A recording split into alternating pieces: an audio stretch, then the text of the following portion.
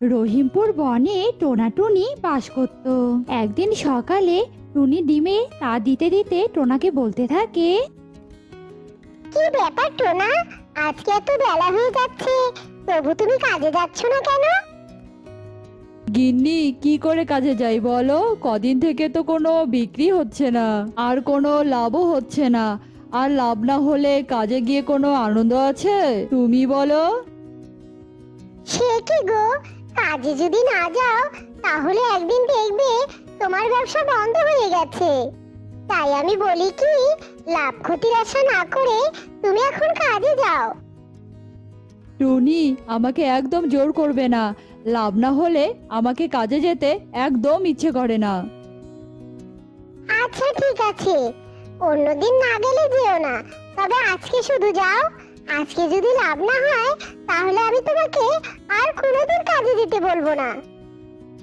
তবে বেশ, তুমি যখন বলছো আমি যাচ্ছি কারখানায়। তুমি সাবধানে থেকো। টোনা তার কারখানায় চলে যায় আর টুনি তার ডিমে তা দিতে থাকে।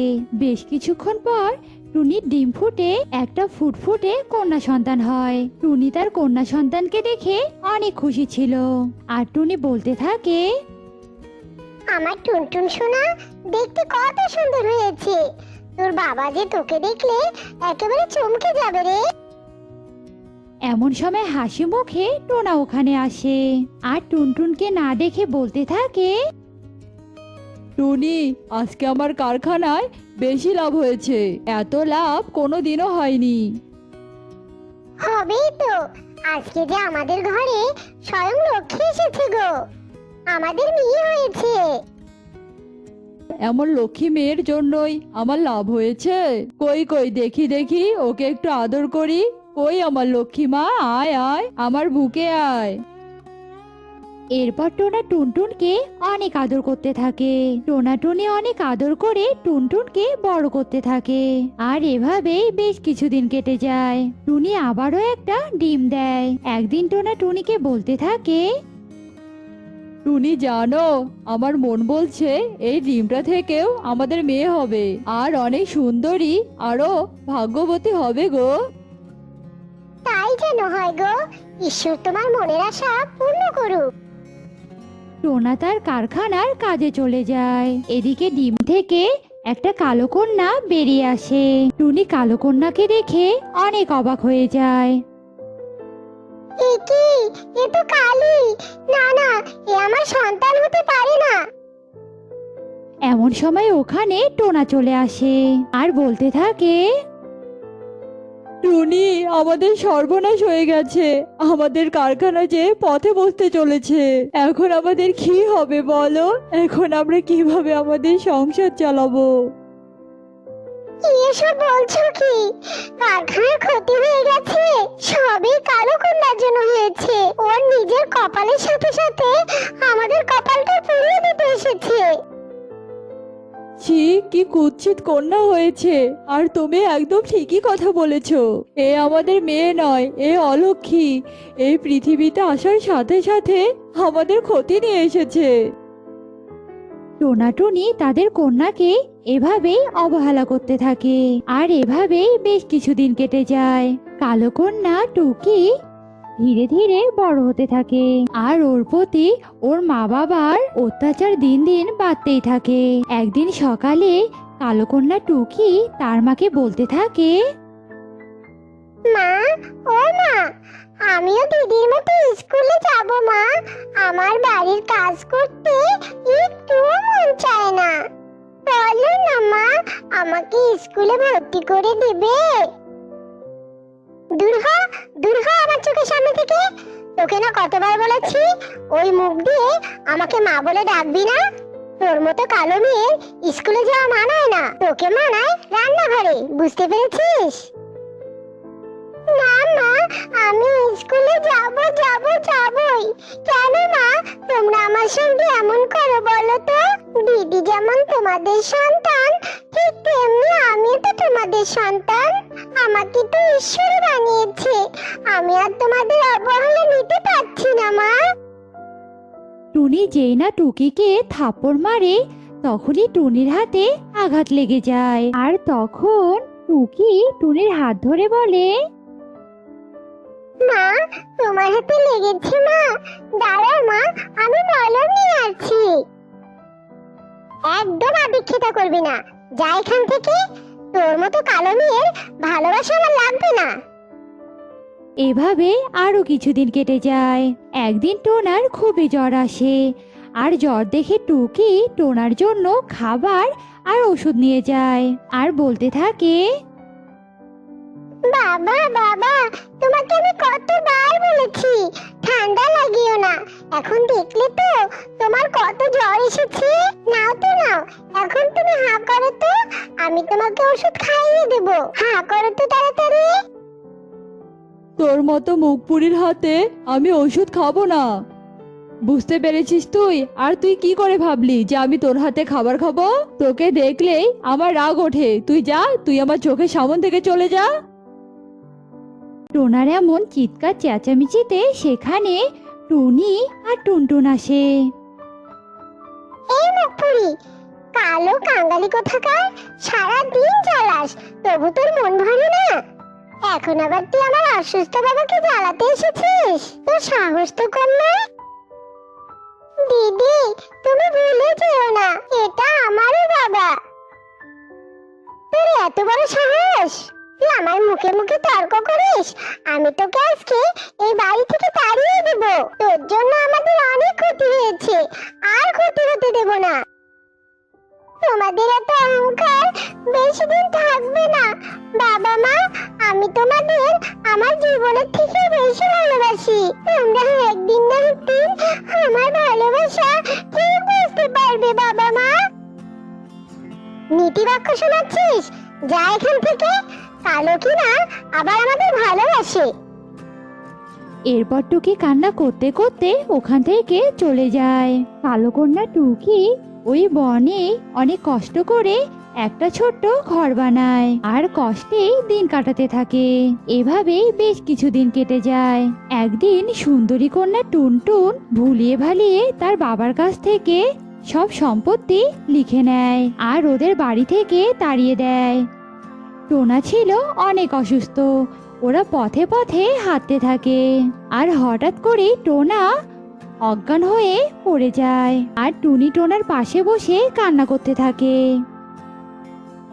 টোনা, চোখ খোলো টোনা। হায় ঈশ্বর, এটা কি হলো আমাদের সাথে? কি অন্যায় করেছি আমরা? হে ঈশ্বর, তুমি আমার স্বামীকে সুস্থ করে দাও। এমন সময় ওখানে কালো কন্যা টুকি আসে আর ওদের এভাবে দেখে বলতে থাকে, আরে বাবা মা, তোমরা এখানে এই অবস্থায়? আর মা, বাবার কি হয়েছে? বাবা, চোখ খোলো, দেখো তোমাদের কালো কন্যা তোমার কাছে এসেছে। মা, বলো না বাবার কি হয়েছে? টুনি কালো কন্যাকে টুনটুনের ব্যাপারে সবটাই বলে। মা, এখন কথা বলার সময় নেই, আমাদের তাড়াতাড়ি বাবাকে আমার বাড়িতে নিয়ে যেতে হবে। এরপর কালো কন্যা তার মা বাবাকে তার ভাঙ্গা বাড়িতে নিয়ে আসে আর অনেক সেবা করে তার বাবাকে সুস্থ করে তোলে। কালো কন্যার এমন ভালোবাসা দেখে টোনা টুনির ভুল ভেঙে যায়। টুকি মা, আমরা তোর সাথে অনেক অন্যায় করেছি, তুই আমাদেরকে ক্ষমা করে দে রে মা। আমরা এখন তোর ভালোবাসা বুঝতে পেরেছি রে মা। মা, এসব কি বলছো তুমি? আমি তো তোমাদের কন্যা, আমি তোমাদের কথায় কিচ্ছু মনে করিনি মা। এখন থেকে তোমরা আমার সাথেই থাকবে। এরপর থেকে টোনা টুনি তাদের কালো কন্যার সাথে সুখে শান্তিতে বসবাস করতে থাকে।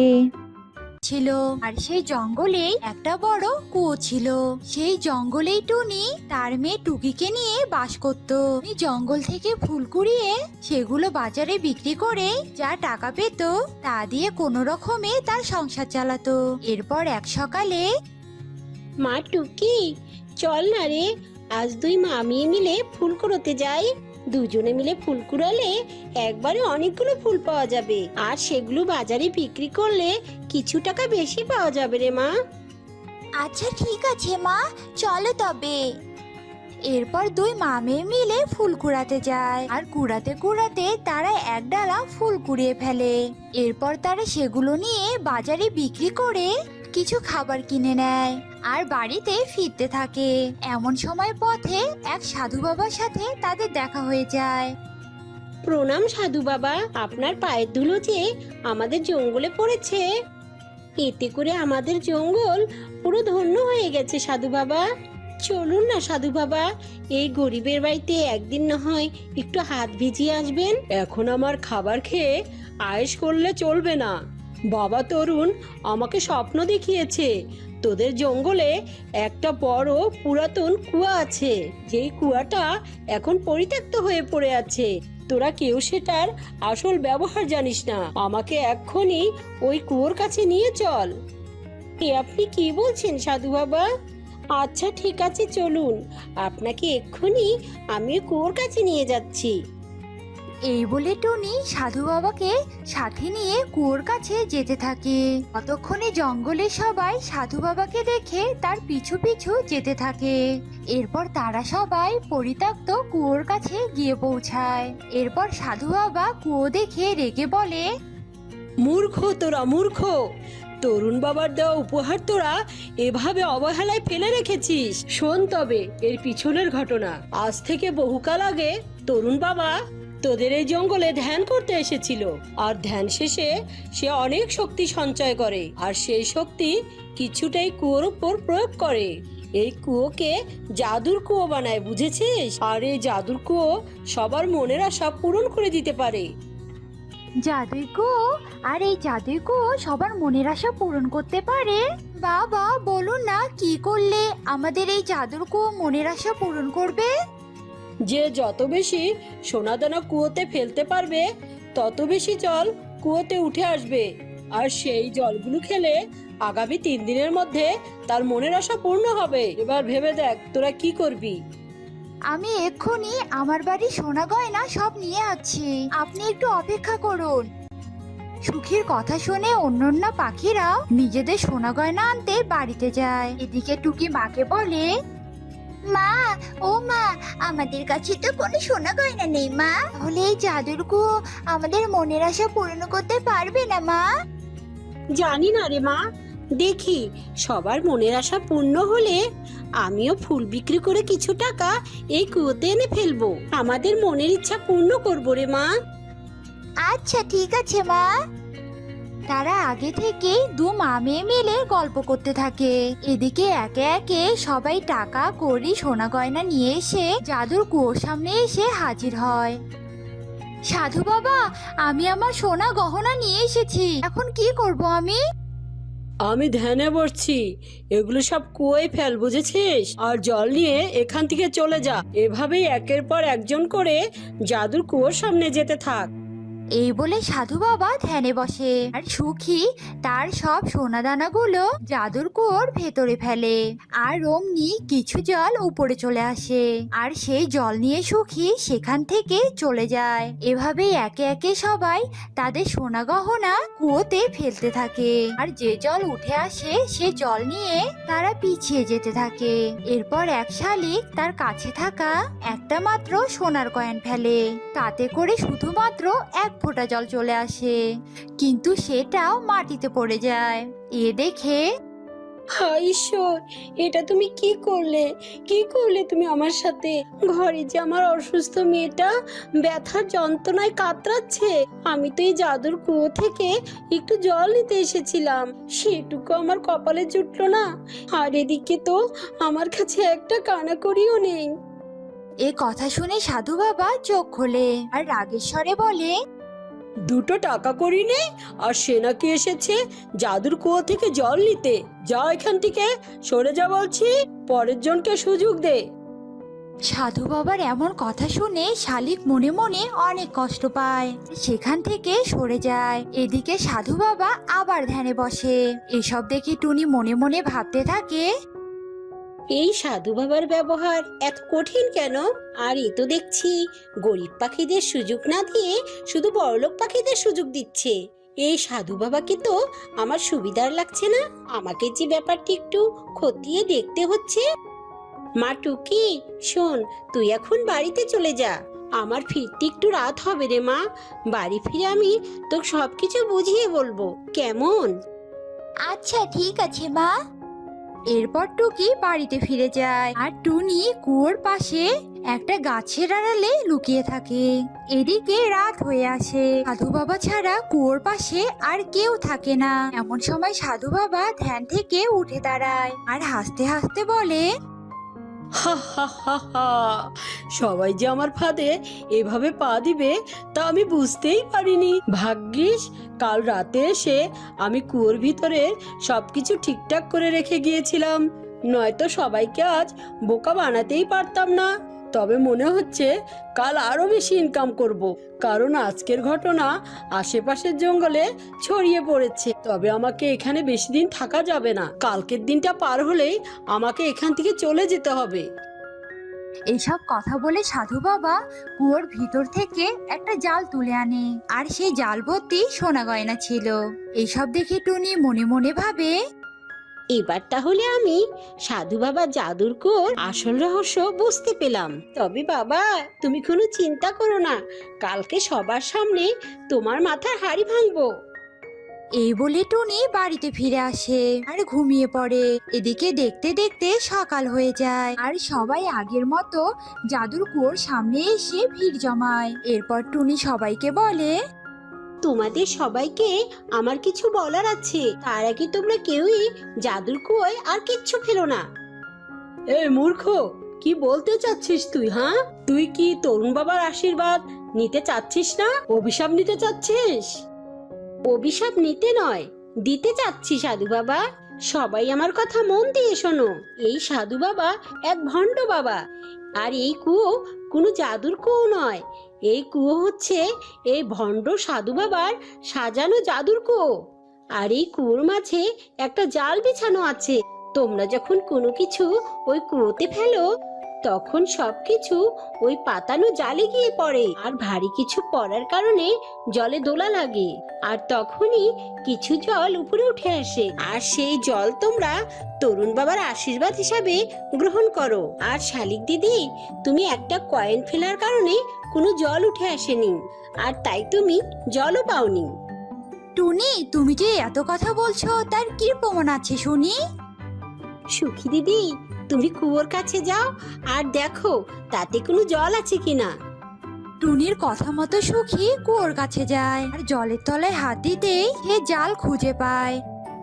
এখানে তো সত্যি জাল রাখা আছে, তার মানে এই সাধু বাবা ভণ্ড, এটা কোনো জাদুর কুয়ো নয়। সুখীর কথা শুনে সাধু পালাতে যায়। অমনি সবাই সাধুকে ধরে গণপিটুনি দেয়। এরপর সবাই সোনা দানা আদায় করে নেয় আর সবাই মিলে সাধুকে জেলে পাঠিয়ে দেয়। এরপর থেকে সবাই অনেক চালাক হয়ে তাদের জীবন যাপন করতে থাকে।